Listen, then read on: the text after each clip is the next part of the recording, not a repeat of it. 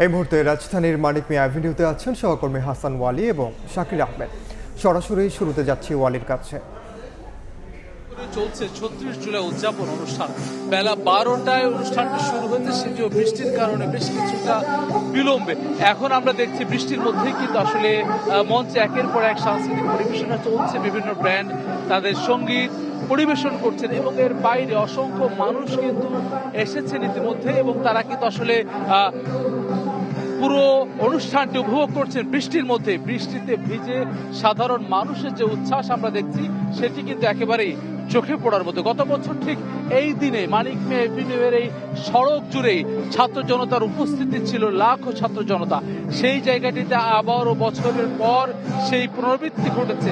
হাতে জাতীয় পতাকা, হাতে সাধারণ মানুষের উপচে পড়া ভিড়। তারা কিন্তু অপেক্ষা করছেন বিকেল ৫টায় জুলাই ঘোষণাপত্রের একেবারে পাশে জাতীয় সংসদ ভবনের দক্ষিণ প্লাজায় বিকেল ৫টায় প্রধান উপদেষ্টা ডক্টর মোহাম্মদ ইউনূস জুলাই ঘোষণাপত্র পাঠ করবেন এবং যার মধ্য দিয়ে জুলাই অসংখ্য মানুষের যে আত্মত্যাগ, পঙ্গুত্ব, আহত, গুম, খুনের শিকার হয়েছেন সেটির আনুষ্ঠানিক স্বীকৃতি মিলবে। এতদিন অপেক্ষা করেছেন মানুষ, তারা দাবি জানিয়েছেন, শেষ পর্যন্ত সেই কাঙ্ক্ষিত মুহূর্তকে আজকে আসতে যাচ্ছে এবং যার ফলে কিন্তু সন্তোষ প্রকাশ করেছেন। যদিও বিলম্বের কারণে ক্ষোভ রয়েছে বিপ্লবীদের মনে। আজকে আমরা দেখেছি আহতরাও এই অনুষ্ঠানে অংশ নিয়েছেন, শহীদ পরিবারের সদস্যরা অংশ নিয়েছেন। ধারাবাহিক বৃষ্টির কারণে যেই অংশটিতে আমরা রয়েছে এটি সংরক্ষিত জায়গা, যেখানে আমন্ত্রিত অতিথিদের জন্য জায়গা রাখা হয়েছে। এই জায়গাটিতে অনেকে আসলে এসে পৌঁছাননি, অনেকে এসেছিলেন যারা পাশে অবস্থান নিয়েছেন। এর বাইরে অসংখ্য মানুষ কিন্তু এসে উপস্থিত হয়েছেন। আমার সহকর্মী শাকির রয়েছেন সেই জনতার মাঝে। চলে যাচ্ছি শাকিরের কাছে।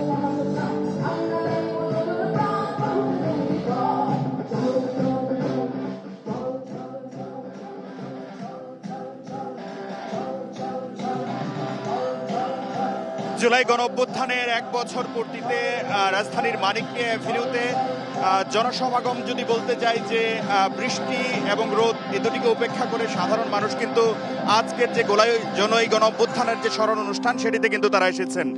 এখানে বাইরে কনসার্টের পাশাপাশি আমরা জানি যে আজ ৫টায় প্রধান উপদেষ্টা ডক্টর মোহাম্মদ ইউনূস জাতির উদ্দেশ্যে জুলাই বিপ্লবের যে ঘোষণাপত্র সেই গণঅভ্যুত্থানের ঘোষণাপত্র কিন্তু তিনি পাঠ করবেন বিকেল ৫টায়। সেজন্য সংসদ ভবনের দক্ষিণ প্লাজায় কিন্তু আনুষ্ঠানিক যে প্রস্তুতিগুলো সেগুলো নেওয়া হয়েছে।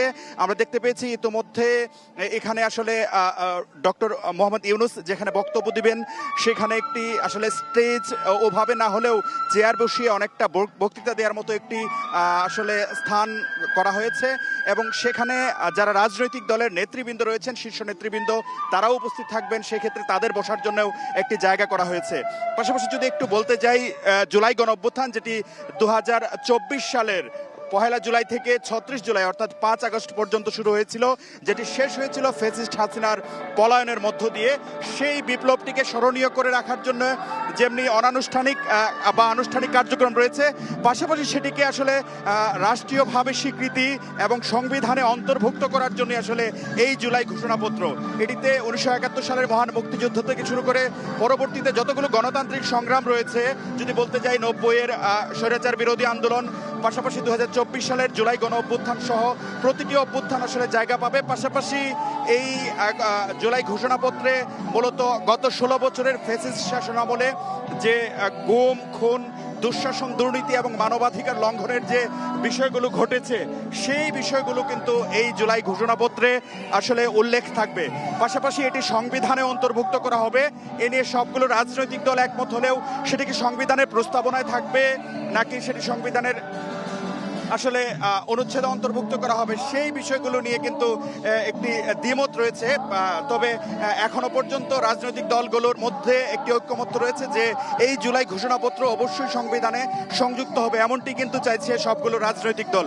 পাশাপাশি এই জুলাই ঘোষণাপত্রে গত ১৬ বছরের ফ্যাসিস্ট শাসনামলে যে ঘটনাগুলো ঘটেছে, অর্থাৎ রাষ্ট্রীয় সম্পদ পাচার থেকে শুরু করে সেই ২০১৩ সালের ৫ মে শাপলায় যে গণহত্যা, হেফাজতে ইসলামের সমাবেশকে কেন্দ্র করে, পাশাপাশি বিডিআর বিডিআর হত্যাকাণ্ড যেটি পিলখানা সংঘটিত হয়েছিল 2009 সালে, সেই বিডিআর পিলখানায় সংঘটিত হত্যাকাণ্ড থেকে শুরু করে ফ্যাসিস্ট সরকারের শাসনামলের গুম খুন দুর্নীতি সহ মানবাধিকার লঙ্ঘনের প্রতিশ্রুতি থাকবে এই যে জুলাই ঘোষণাপত্র সেটিতে।